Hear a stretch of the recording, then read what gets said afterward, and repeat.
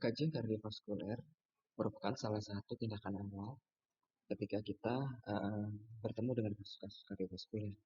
Dari hasil pengkajian inilah kita mendapatkan data yang mendukung em, kondisi-kondisi pasien, baik itu berupa tanda ataupun gejala, bahkan faktor risiko dan etiologi yang pasien miliki, serta komplikasi yang bisa saja muncul ketika pasien datang ke rumah sakit. Ada beberapa metode pengkajian di dalam sistem kardiovaskuler ataupun sistem organ tubuh yang lain. Biasanya secara umum ada 3 metode, yaitu anamnesa, pemeriksaan fisik, dan juga pemeriksaan diagnostik. Nah, kali ini kita akan membahas mengenai anamnesa dan juga pemeriksaan fisik yang berfokus pada sistem kardiovaskuler. Capaian pembelajaran kita kali ini adalah untuk mengidentifikasi bagaimana keluhan secara umum pada pasien-pasien yang mengalami gangguan sistem kardiovaskuler, baik itu dari anamnesis ataupun dari pemeriksaan fisik. Sehingga dari data-data yang kita kumpulkan, itu kita bisa menganalisis proses fisiologis atau patologis, bahkan gangguan biokimia yang terjadi dalam tubuh pasien. Sehingga nanti itu akan membantu kita dalam menentukan diagnosis perawatan, kemudian etiologi yang tepat, serta luaran dan intervensi yang tepat untuk mengatasi masalah yang kita temukan pada pasien. Secara umum, keluhan pasien dengan gangguan kardiovaskuler itu ada paling tidak 6. Yang pertama adalah nyeri ketidaknyamanan, kemudian kelelahan atau fatigue, kemudian keluhan berat badan yang meningkat secara tiba-tiba atau dalam waktu singkat, sinkop atau pingsan, sesak nafas, nyusut, dan juga palpitasi yang dirasakan jantung berdebar-debar oleh pasien. Nah, mengenai hal nyeri nada, kita perlu dengan jeli mengidentifikasi apakah nyeri dada yang dialami oleh pasien ini disebabkan oleh gangguan kardiovaskuler atau non kardiovaskuler. Nah, di sini kita bisa melihat ada 5 kemungkinan ketika ada keluhan nyeri dada pada pasien itu terjadi beberapa etiologi atau penyebab. Misalnya pertama itu ketika disebabkan oleh angina, nyeri dada yang muncul secara khas itu biasanya onsetnya tiba-tiba, kemudian itu terstimulus dari emosi pasien, kemudian aktivitas, dan juga suhu yang ekstrim. Yang sering dirasakan berupa nyeri ketika dada terasa lemas di area substernal dan bisa menyebar ke area seluruh dada, khusus sebelah kiri, punggung, dan atau lengan. Dan umumnya uh, yang menjalar pada sisi kiri itu bisa terjadi tanpa radiasi, artinya nyerinya itu satu titik vokal, jadi tidak menyebar. Itu durasinya kurang dari 15 menit dan akan berkurang dengan istirahat atau pemberian nitrat dan oksigen. Nah, kemungkinan yang kedua, pasien yang mengalami nyeri itu bisa saja mengalami infeksi. Dan yang biasanya ciri-cirinya itu bisa muncul tanpa faktor pasif tertentu, konsep juga tiba-tiba, dan umumnya sering terjadi pada pagi hari. Nah, karakteristiknya berbeda dengan angina. Infak miokard terasa seperti tertikam atau tertusuk atau tertimpa benda berat, dan skala nyerinya itu masuk dalam skala nyeri berat sampai dengan sangat berat. Jadi sekitar skala nyeri di atas 7. Nah, lokasinya hampir mirip dengan angina, tapi terkadang ya, nyeri dada yang disebabkan karena miokard ini itu bisa sampai ke rahang dan leher. Dan umumnya itu continue lebih dari 15 menit dan tidak berkurang dengan istirahat. Jadi bisa berkurang itu dengan nitrat, oksigen, atau bahkan dengan nitrat pun terkadang pada skala nyeri berat atau infak miokard yang akut atau luas itu baru bisa berkurang dengan pemberian morfin. Kemudian ada kemungkinan pasien juga mengalami perikarditis. Nah, ini juga karakteristiknya juga nyerinya terasa tajam, seperti tertusuk atau tertekan. Dengan skala nyeri rentang di nyeri sedang sampai dengan nyeri berat, areanya masih substernal. Kemudian dia juga intermiten, biasanya nyerinya ini berkurang dengan kondisi duduk yang tegak, kemudian agak miring ke kanan gitu ya. Dan juga bisa berkurang hanya dengan analgesik atau dengan agen-agen obat-obatan antiinflamasi. Kemudian kemungkinan lain pasien bisa mengalami esophageal gastritis, misalnya pada kasus-kasus GERD itu, GERD, yang sering di onsetnya itu bervariasi, bisa tiba-tiba atau bisa munculnya setelah makan, atau bahkan sebelum makan. Nah, kemudian ciri-cirinya itu karakteristik nyerinya seperti terbakar karena terjadi inflamasi. Gitu ya. Kemudian area lokasinya itu umumnya terjadi pada area epigastrik. Nah, ini memang em, perlu diwaspadai karena pada kasus miokard yang paling posisi impaknya itu ada di bagian inferior miokard, itu sering ditemui di gambar EKG, bisa didukung dari sana, yang biasanya itu digambarkan pada gambar EKG 2, 3, dan 4F dengan adanya T inverted atau ST depresi yang mengindikasikan adanya iskemik pada miokard, atau ST elevasi impak miokard menunjukkan adanya impak, ataupun hipatologis di 3 unit tadi. Nah, itu perlu kita bedakan untuk mengidentifikasi betul apakah memang nyeri dadanya disebabkan karena gangguan kardiak atau non kardiak. Cara paling tepat atau gold standarnya itu dengan pemeriksaan EKG. Jadi di keluhan nyeri dada di area epigastrik, kemudian verifikasi dengan adanya hasil EKG, di situ kita bisa menentukan apakah nyeri dada ini memang karena inflamasi saluran cerna atau esophageal gastritis atau memang karena. Kemudian bisa juga karena ansietas pasien mengalami atau merasakan nyeri, yang biasanya itu terjadi karena pasien mengalami stres atau kelelahan, kemudian nyerinya itu memiliki karakteristik tumpul, kemudian juga sering disertai dengan kebas pada jari, ya, atau bahkan sampai bakal atau kesemutan. Biasanya berlangsung 30 menit lebih dan biasanya berkurang dengan pemberian obat. Nah, ini yang perlu kita analisis dari keluhan nyeri dada. Kemudian yang kedua, sesak nafas atau dyspnea. Nah, dyspnea ini umumnya dapat muncul karena setelah beraktivitas atau bahkan tanpa beraktivitas muncul sesak, atau dari perubahan posisi, misalnya ketika posisi tidur supine, itu sesak nafasnya muncul dan berkurang ketika uh, pasien tidur dengan beberapa bantal, mungkin 2 bantal, 3 bantal, atau dengan posisi collar atau high collar, sesaknya berkurang. Nah, itu berarti penyebab dyspnea itu karena ototnya. Kemudian ada ya sesak yang muncul di malam hari, ya ketika tidur malam hari.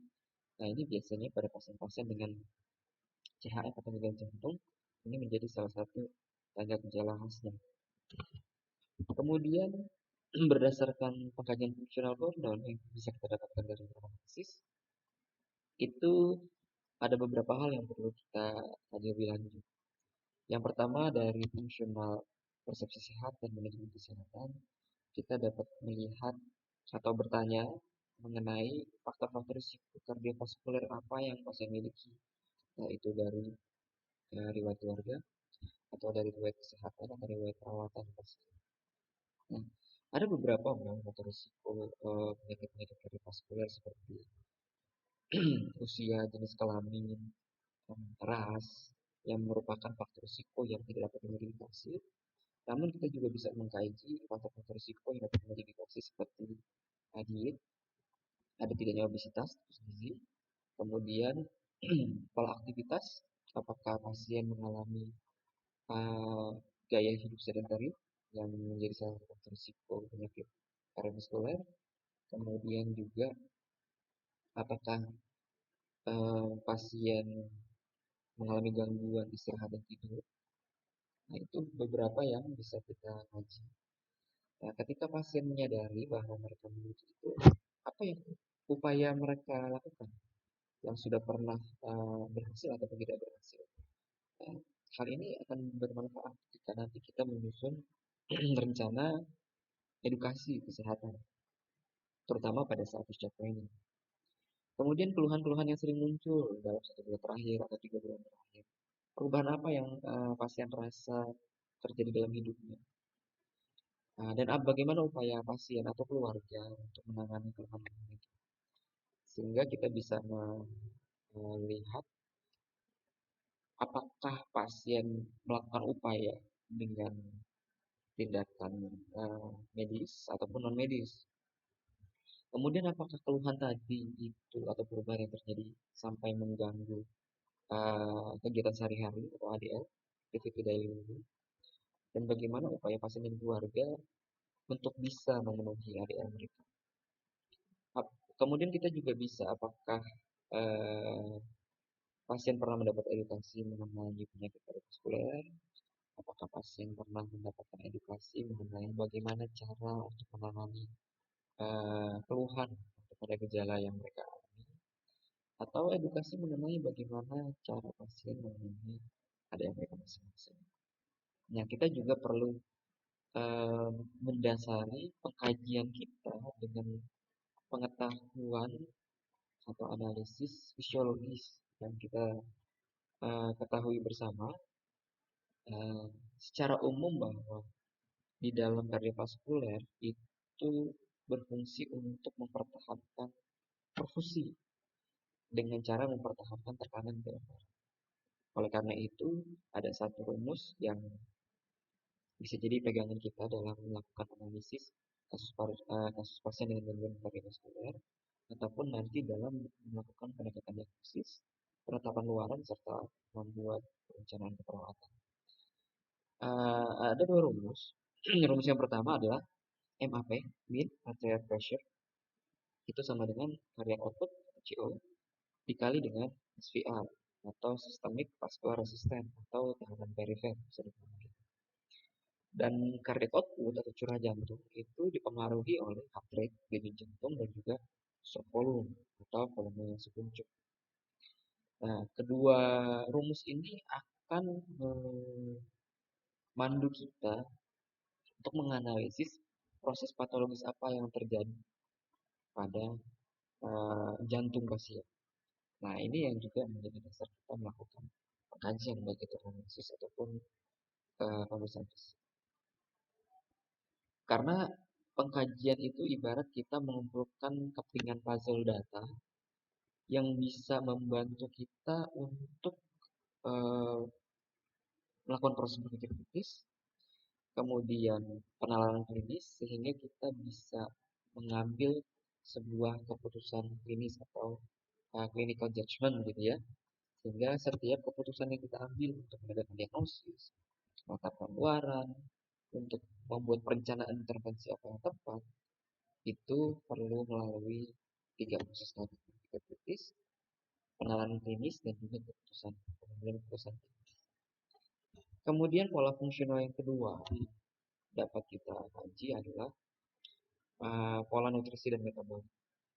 Kita dapat mengkaji bagaimana diet sehari pasien, terutama beberapa diet yang memang menjadi pemicu gangguan kardiovaskuler, diantaranya untuk garam dan juga lemak. Lalu pengukuran berat badan untuk mengetahui apakah pasien mengalami faktor risiko berupa obesitas atau tidak, ataupun perubahan berat badan tiba-tiba. Sehingga kita perlu menanyakan bagaimana berat badan yang diukur terakhir kali. Lalu itu kapan diukurnya, kemudian pengukuran sebelum itu kapan dan berapa berat badannya. Sehingga kita bisa mengidentifikasi dalam rentang waktu sekian terjadi perubahan berat badan sekian. Kemudian apakah muncul keluhan sesak atau kelelahan setelah makan.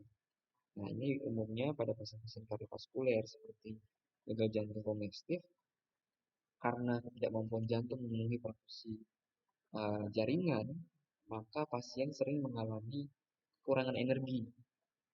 Seperti yang kita ketahui ketika setelah makan bahwa semua energi itu difokuskan pada saluran cerna untuk mencerna makanan. Sehingga seringkali sel lain atau jaringan lain itu mengalami kekurangan energi. Nah, itu yang dialami oleh pasien dengan dengannya Steve ketika mereka mengalami kelelahan atau sesak setelah mereka makan.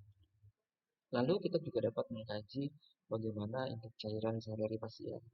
Apakah pasien mengalami haus yang cukup sering karena pada beberapa kasus hipervolemia pada penyakit kardiovaskuler, meskipun pasien mengalami hipervolemia, namun akumulasi cairan yang terjadi itu pada ruang interstisial, sehingga dapat terjadi kemungkinan bahwa intraselnya itu mengalami kekurangan cairan atau dehidrasi. Nah, itulah yang diterima oleh otak sebagai stimulus bahwa otak mengenali tubuh sedang mengalami dehidrasi, makanya muncul respon haus. Kemudian apakah pasien sering mengalami mual atau tidak nafsu makan? Apakah pasien mengalami bengkak pada area tangannya, bisa peluru tangan ataupun di punggung kaki atau di daerah tulang kering gitu ya. Kemudian apakah pasien sering merasa akhir-akhir ini itu alas kaki seperti sendal atau sepatu itu terasa lebih sempit, atau cincin atau gelang pasien atau jam tangan pasien itu sering terasa akhir-akhir ini itu terasa sempit. Itu dapat mengindikasikan bahwa terjadi penambahan ukuran dari ekstremitas pasien. Yang salah satunya bisa disebabkan karena edema. Kemudian apakah bengkak itu muncul ketika duduk dengan kaki menggantung? Bengkak pada kaki sering muncul pada malam hari atau siang hari. Karena umumnya pasien yang mengalami hipovolemia itu sering mengalami pembengkakan pada kaki di malam hari. Nah, pola berikutnya pada eliminasi kita bisa mengkaji apakah pasien mengalami defikasi.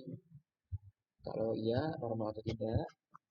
Kalau normal, biasanya sekali berapa hari dan kalau tidak, konstipasi atau tidak. Karena umumnya pasien dengan kardiovaskuler, kemudian yang mengalami hipovolemia itu mengalami konstipasi.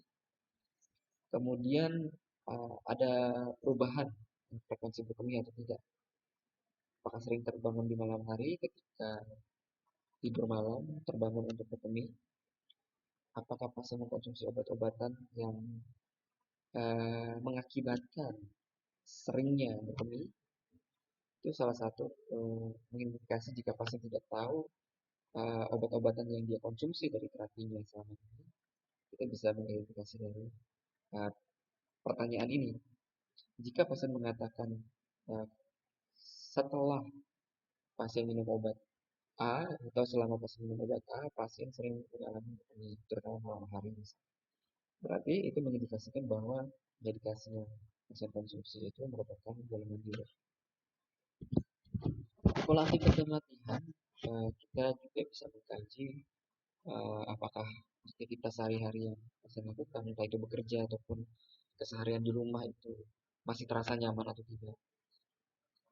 Kegiatan-kegiatan pemenuhan ADL seperti mandi, makan, kemudian menggunakan baju ya, atau berpakaian, apakah itu masih mampu dilakukan oleh pasien? Apakah selama aktivitas harian pasien itu di jam berapa pasien merasa kelelahan atau mulai merasa kekurangan energi? Apakah saat beraktivitas itu sering muncul sesak itu atau nyeri dada, atau akhir-akhir ini sudah tidak mampu lagi berjalan sekian meter atau naik tangga sekian lantai? Perubahan aktivitas itu yang dapat mengindikasikan bahwa adanya ketidakcukupan energi pasien yang berhubungan dengan ketidakadekuatan perfusian. Lalu, apakah pasien mengalami kesulitan saat tidur atau selama tidur? Sering terbangunkah pasien ketika tidur? Apakah pasien memerlukan beberapa bantal supaya nyaman ketika tidur? Apakah pasien mengalami sesak saat tidur? Atau apakah keluarga pernah mengamati ketika pasien tidur, itu pasien nafasnya itu meningkat atau bahkan ada periode apnunya. Nah, itu dapat mengindikasikan gangguan-gangguan kardiovaskuler yang dialami oleh pasien. Meskipun itu diamati oleh keluarga, jadi pasiennya mungkin tidak menyadari. Di pola kognitif dan persepsi, itu bisa kita kaji apakah proses orang mengalami pingsan yang diiringi dengan eh, keluhan lain seperti tadi sesak aktivitas, kemudian nyeri dada atau sering mengalami kurang. Apakah dengan gejala yang tadi itu diiringi dengan beberapa kali episode pingsan? Apakah pasien sering mengalami pusing meskipun tidak sedang stres? Ataukah akhir-akhir ini pasien mengalami kesulitan untuk mengingat atau daya ingatnya itu berkurang? Karena itu bisa mengindikasikan adanya penurunan funksi cerebral. Nah, kemudian bagaimana pemahaman pasien terhadap kondisinya saat ini? Oke, meskipun pasien tidak mengetahui dia mengalami sakit, dengan keluhan yang dia rasakan, dengan perubahan aktivitas atau penurunan aktivitas yang dia alami, apa yang dia pahami terhadap kondisinya saat ini? Nah, pada pasien-pasien yang sudah mengetahui penyakitnya, kita juga bisa mengkaji apa yang pasien pahami dan maknai mengenai kondisi sakit tersebut. Kalau persepsi dan konsep diri, di sini kita juga bisa mengkaji bagaimana konsep diri pasien setelah sakit. Apakah pasien merasa rendah diri atau merasa bergantung pada orang lain, sehingga itu dapat berdampak pada persepsi pasien terhadap dirinya, yang kemudian bisa mempengaruhi bagaimana pasien memiliki kualitas hidup sehari-harinya. Karena terkadang penurunan kualitas hidup yang terjadi pada pasien itu bukan diakibatkan karena penurunan status kesehatan, tetapi juga pada kondisi psikologis pasien. Bagaimana fungsi peran dan fungsi hubungan pasien dengan orang lain? Apakah terjadi perubahan misalnya pada pasien laki-laki sebagai kepala rumah tangga atau pasien perempuan sebagai ibu rumah tangga yang tidak mampu lagi menjalankan perannya sebagai pencari nafkah atau sebagai pengurus rumah tangga? Apakah akhirnya perubahan peran tersebut mempengaruhi hubungan dia dengan orang lain di dalam keluarganya atau dengan saudaranya atau dengan tetangganya yang mungkin selama ini aktif di dalam lingkungan rumah gitu ya, atau di lingkungan kelompok-kelompok tertentu, entah itu kelompok keagamaan ataupun kelompok masyarakat.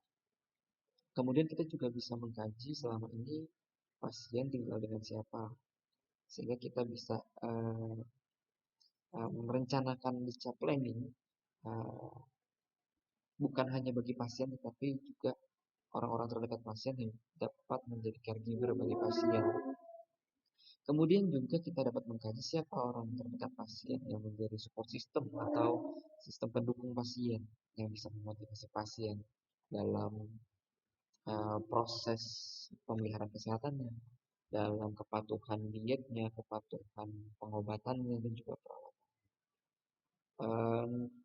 Dapat juga menjadi salah satu tempat pasien untuk mengurangi stres, mekanisme coping pasien sehingga pasien mampu menceritakan atau mengurangi stresnya dengan bercerita dengan orang-orang terdekat. Kemudian di uh, pola seksualitas reproduksi itu apakah terjadi perubahan aktivitas seksual selama pasien mengalami gangguan kardiovaskuler, baik itu perubahan yang mengakibatkan kita tidak mampu melakukan aktivitas seksual atau saat melakukan aktivitas seksual itu tidak mengalami gejala, tetapi saat pertengahan melakukan aktivitas seksual itu mengalami keluhan kardiovaskuler sehingga tidak mampu menyelesaikan aktivitas seksual. Kemudian apakah pasien mengkonsumsi obat-obatan yang berkaitan dengan aktivitas kardiovaskular? Kemudian selama melakukan aktivitas seksual apakah pasien konsumsi obat-obat obat-obat kuat gitu ya, karena lebih umumnya obat-obatan yang digunakan untuk keperluan aktivitas seksual itu memiliki efek vasodilator yang seringkali mempengaruhi kardiovaskuler. Seperti yang kita tahu, ketika terjadi vasodilatasi, terjadi perubahan tekanan di dalam pembuluh darah sehingga tekanan darah itu bisa menurun tiba-tiba. Nah, kondisi hipotensi tersebut dapat mengakibatkan hipotensi, mata berkunang-kunang, bahkan sinkop atau pingsan. Kemudian apakah pasien mengkonsumsi kontrasepsi oral atau obat-obat hormonal lainnya? Karena itu juga dapat mempengaruhi kondisi kardiovaskular. Kemudian tadi mekanisme coping pasien dalam manajemen stresnya ketika pasien mengalami depresi, apa yang pasien upayakan. Eh, Termasuk tadi sistem pendukung atau orang terdekat yang menjadi copingnya pasien. Kemudian ketika pasien tahu dengan kondisi sakitnya saat ini, apakah pasien merasa mampu menghadapi uh, kondisi tiap hari hidup bersama penyakitnya atau hidup bersama program perawatannya, hidup dengan terapi pengobatannya atau pengaturan diet pola hidup lain yang memang harus pasien patuhi. Sehingga kita dapat mengidentifikasi secara umum kira-kira rancangan edukasi atau pembelajaran pasien yang mana yang tepat. Kemudian nilai dan keyakinan terkait kondisi sakit pasien. Apakah memang ada program perawatan atau pengobatan yang didukung dengan nilai-nilai keyakinan atau istiadat atau kebiasaan pasien selama ini, atau bahkan yang bertentangan apakah ada, sehingga melalui pendekatan budaya atau transkultural perawat mampu memberikan asuhan yang tepat gitu ya, yang sesuai dengan nilai keyakinan dan istiadat pasien. Begitu juga uh, ketika perawat menemukan adanya praktik-praktik kesehatan yang berkaitan dengan adat istiadat yang memang bertentangan dengan program perawatan yang justru meningkatkan faktor risiko atau mengganggu program perawatan pasien. Nah, itu dapat dilakukan edukasi, konsultasi, konseling, dan diskusi bersama pasien dan keluarga mengenai apa yang penting bagi pasien saat ini selama kondisi pasien sakit. Kemudian apakah juga ada kaitannya yang pasien atau keluarga pahami dengan kondisi sakit saat ini? Misalnya ada beberapa persepsi bahwa kondisi sakit itu merupakan karma atau dosa atau akibat dari kesalahan atau kekeliruan yang pernah dilakukan pasien atau keluarga di masa yang lalu. Nah, perawat bisa mengkaji sejauh mana persepsi itu mempengaruhi uh, apa ya pola perilaku sehat pasien. Nah, karena kita tahu pasti bahwa persepsi sehat sakit itu dapat mempengaruhi praktik atau perilaku sehat sakitnya juga. Nah, sehingga secara holistik pasien itu dapat diidentifikasi oleh perawat dan dapat diasuh oleh perawat melalui perencanaan. Kali ini kita bergeser ke pemeriksaan fisik umum yang berfokus pada sistem kardiovaskular. Yang pertama kita bisa mengkaji tampilan umum pasien, gitu ya, untuk mengidentifikasi bagaimana kemampuan kardiovaskuler pasien untuk memenuhi suplai oksigen, gitu ya, ke seluruh tubuh. Nah, yang pertama kita bisa mengkaji kemampuan jantung untuk mempertahankan fungsi cerebral. Misalnya dari tanda gejala apakah pasien mengalami kesadaran atau tadi sinkop gitu ya, pingsan yang tiba-tiba. Kemudian bagaimana proses berpikir pasien, apakah selama ini pasien mengalami penurunan daya ingat, penurunan konsentrasi, penurunan proses berpikir, atau orientasi. Ya, pada beberapa pasien mengalami disorientasi, menunjukkan gejala-gejala delirium. Kemudian apakah pasien gampang mengalami kecemasan atau stres? Nah, ini dapat menjadi tampilan umum yang bisa mengidentifikasi atau mengindikasikan adanya gangguan perfusi cerebral. Dari tanda-tanda vital, kita bisa mengkaji apakah pasien mengalami hipotensi ortostatik ketika pada perubahan posisi itu uh, terdapat selisih tekanan darah sistolik yang lebih besar dari 20 meter Hg dan terjadi peningkatan denyut nadi, gitu ya, denyut jantung atau heart rate yang lebih dari 20 kali per menit. Kemudian kita juga bisa mengkaji dari tanda vital apakah secara bilateral baik itu tekanan darah atau kualitas nadi perifer itu sama atau tidak di antara kedua ekstremitas kiri dan kanan, baik ekstremitas atas ataupun ekstremitas bawah. Karena ada beberapa kondisi pasien yang mengalami gangguan vaskularisasi, contohnya kondisi klaudikasi, itu pasien sering mengalami gangguan vaskularisasi di ekstremitas bawah. Nah, dengan kita mengkaji kualitas nadi perifer ekstremitas bawah, kita bisa mengidentifikasi ada tidaknya klaudikasi. Lalu dari tekanan darah kita juga bisa menilai MAP dan tekanan nadi, di mana normalnya MAP paling tidak 90 mHg, karena itu mengindikasikan keadekuatan minimal untuk perfusi, baik itu perfusi cerebral, perfusi miokard, ataupun perfusi renal. Kemudian tekanan nadi normal itu dalam rentang 30 sampai 40 mm per Tekanan nadi ini merefleksikan shock volume juga atau kuncup. Kemudian juga menggambarkan apakah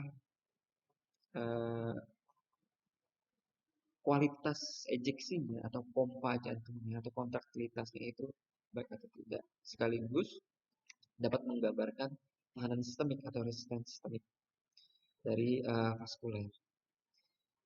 Oleh karena itu, karena dia menggambarkan stroke volume, maka secara tidak langsung juga mengidentifikasi target output dari pasien.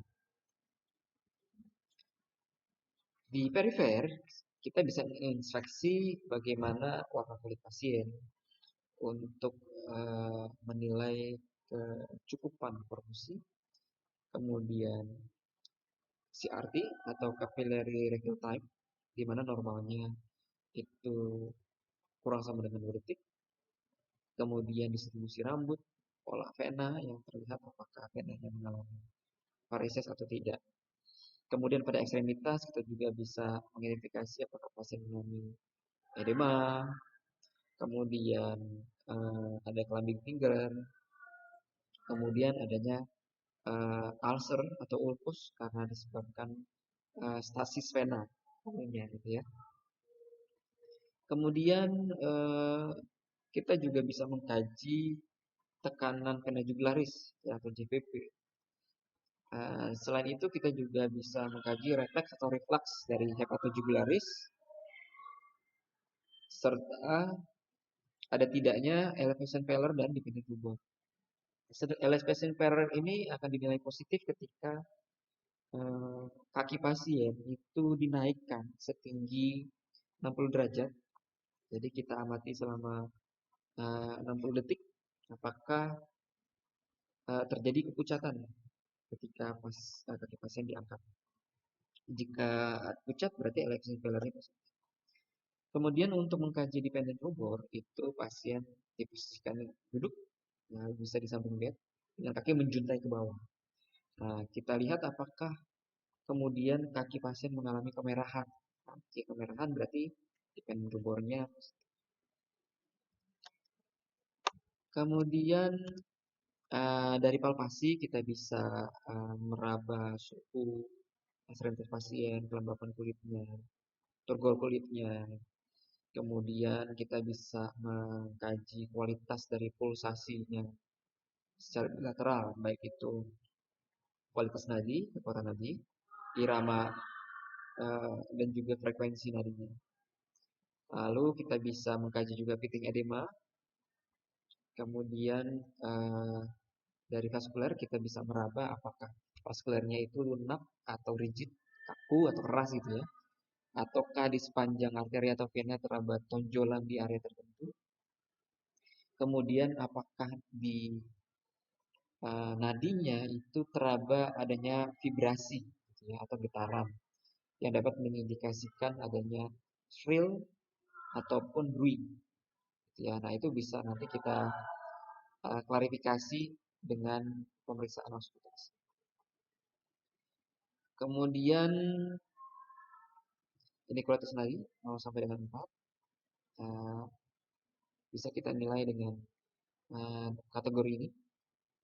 Kemudian untuk auskultasi tadi menggunakan stetoskop, ketika kita dengar suara seperti desiran angin atau turbulensi gitu ya, turbulensi itu seperti adanya aliran air yang berbalik. Nah, itu akan kita dengar suara bruit. Kalau vibrasi atau getaran itu nanti disebut dengan shrill. Nah, dari auskultasi kita juga bisa mengukur antebrachial index untuk menilai terjadi kaudikasi atau tidak. Nah, antebrachial index ini kita bandingkan rasio atau perbandingan antara hasil pengukuran tekanan darah di brachial dan juga di kaki. Ya. Kemudian di area toraks kita juga dapat menginspeksi area punto maksimum yang umumnya terletak di interkostal 5, midclavicular sinistra sebelah kiri. Itu akan terlihat jelas denyutan, karena itu area apeks jantung yang denyutan paling kuat akan tampak. Nah, pada beberapa pasien yang mengalami hipertrofi jantung itu akan terlihat lebih jelas. Kemudian kita perkusi untuk mengetahui batas jantung atas, batas jantung bawah, batas jantung kiri dan kanan. Nah, ini kita bisa lakukan untuk mengidentifikasi apakah terjadi kardiomegali atau hipertrofi kardio. Kemudian kita juga bisa mengidentifikasi bunyi jantung. Di sini ada 4 titik bunyi jantung yang bisa kita perkusi. Nah, kita lihat di sini ada titik di area intercosta 2, parasternalis dextra dan sinistra. Dextra dan sinistra. Kemudian intercosta 5, parasternalis sinistra dan juga intercosta 5, midclavicular sinistra. Nah, di sini kita bisa lihat posisi-posisi yang menunjukkan adanya bising jantung, gitu ya.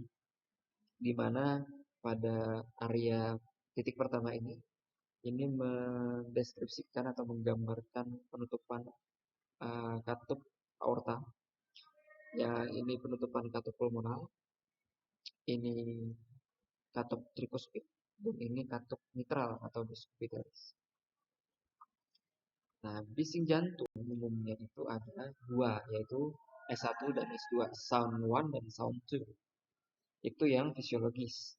Sound 1 itu muncul di fase sistolik ketika katup mitral dan trikuspidalis menutup. Sedangkan S2 ini di fase diastolik ketika katup aorta dan pulmonari menutup.